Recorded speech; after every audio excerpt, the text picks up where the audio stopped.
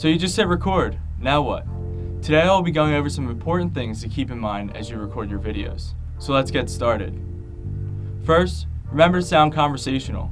You want whoever is watching your video to feel like they are being spoken to. Let's go over some tips on how to accomplish this.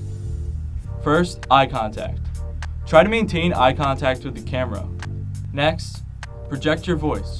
You wouldn't whisper while having a conversation, so don't do it now. Speak loudly and clearly. Breathing. You want to make sure that you are not speeding through what you have to say. Take natural pauses and help emphasize the points you are trying to make. Next, you might be thinking, what do I do with these? Trust me, I know it can be awkward, but the best advice is just try to act natural. If you normally talk with your hands, then do it. If you don't, then don't. We suggest not trying to force anything. However, make sure that you are upright and still maintaining good body language. So throw back those shoulders, uncross those arms, and remember to smile. Finally, remember no one knows you better than you.